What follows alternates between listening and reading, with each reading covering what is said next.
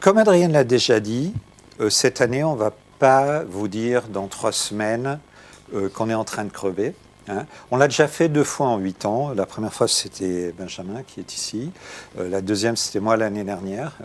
C'est des choses que chacun d'entre nous peut faire seulement une fois dans une vie associative. Donc, on ne va pas recommencer. Donc, si vous ne faites rien pour qu'un public plus vaste donne, ben, nous agoniserons en silence. Donc, mon rôle ici, c'est un peu de vous dire juste 2 mots sur le contexte politique général et en quoi, dans ce contexte politique général, il y a encore un sens à soutenir une association qui est une association de capacitation citoyenne et une association d'influence qui essaye d'obtenir des politiques publiques et législatives positives. Or, la question peut se poser de savoir si oui ou non ça a encore un sens.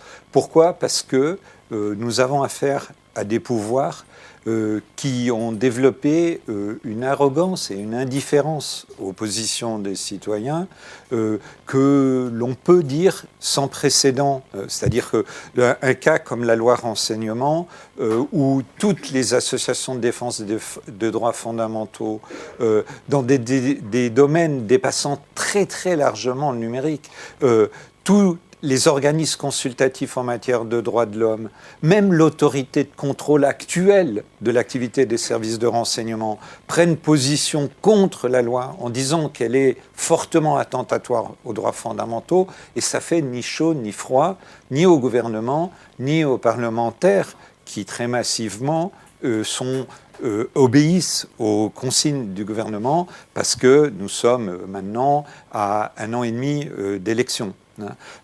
Et que donc la question de savoir s'ils seront candidats ou pas se pose. Ce contexte, il n'est pas du tout propre au domaine d'activité de la Quadrature, qui, je vous rappelle, est une association qui défend les droits fondamentaux dans l'espace numérique.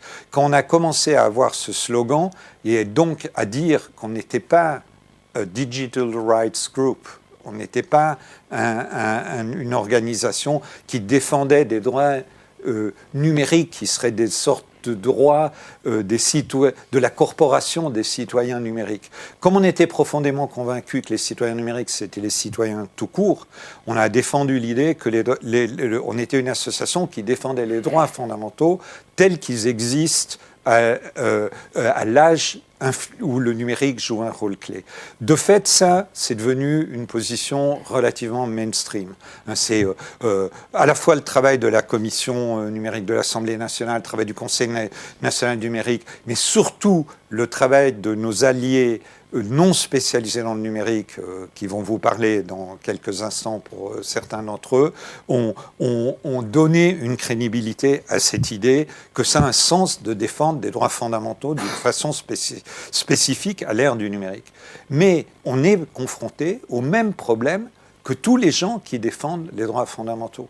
Ceux qui défendent les droits fondamentaux des peuples à conduire des politiques économiques pour sortir de la dictature de la dette sont dans la même situation. Ceux qui défendent les droits des migrants ou qui défendent simplement les valeurs européennes de la libre circulation des personnes sont dans des situations qui sont au moins aussi difficile que la nôtre.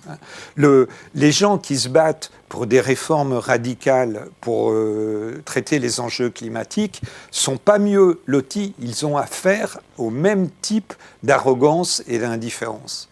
Donc, pourquoi ça a encore un sens d'agir, à essayer de faire des activités d'influence et de rendre les citoyens plus capables de les conduire eux-mêmes, c'est pour une raison simple qui repose sur pourquoi diable ils sont devenus comme ça. Ils sont devenus comme ça parce que, comme dans un roman de Salman Rushdie, la terre est en train de s'effondrer sous leurs pieds.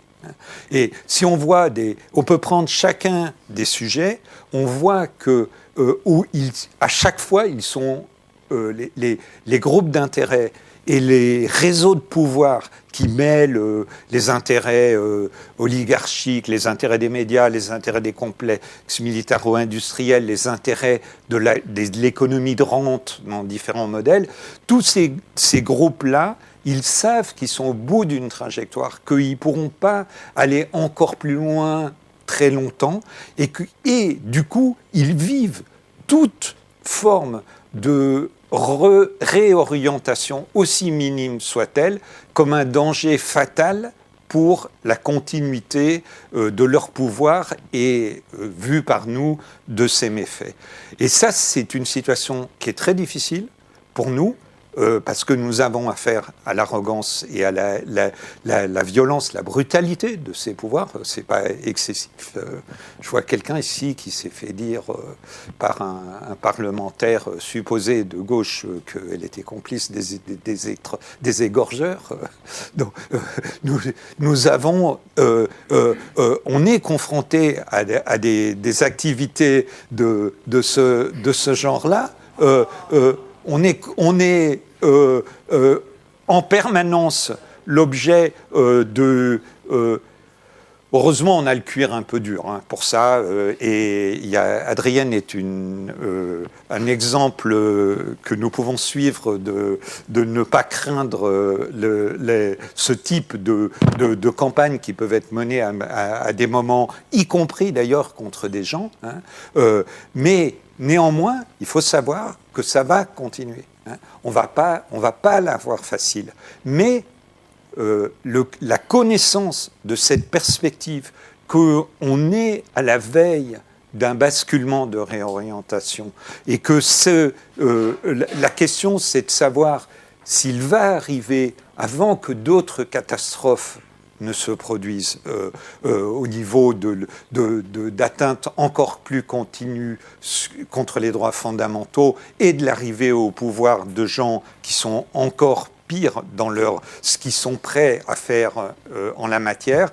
Ça, c'est une perspective qui doit... je n'aime pas mobiliser par la crainte de la catastrophe. Là, ce que je veux dire, c'est qu'au contraire, c'est parce que nous sommes proches de l'espoir d'une réorientation que nous faisons face à des difficultés considérables.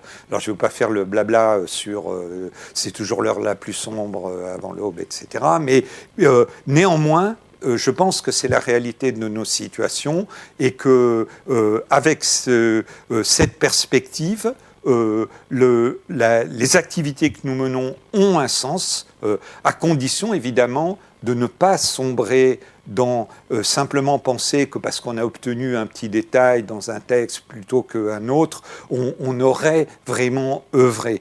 Nous, le rôle de la Quadrature du Net, c'est à chaque fois que chaque petit combat de détail soit situé dans la perspective d'ensemble de la capacitation des citoyens dans le monde numérique, des droits fondamentaux pour l'ensemble de la société. Donc merci de vos futurs dons, mais ça, nous savons que nous pouvons compter dessus, mais surtout des efforts que vous ferez pour mobiliser d'autres acteurs, y compris ceux qui ne sont pas dans des cercles que nous touchons aujourd'hui.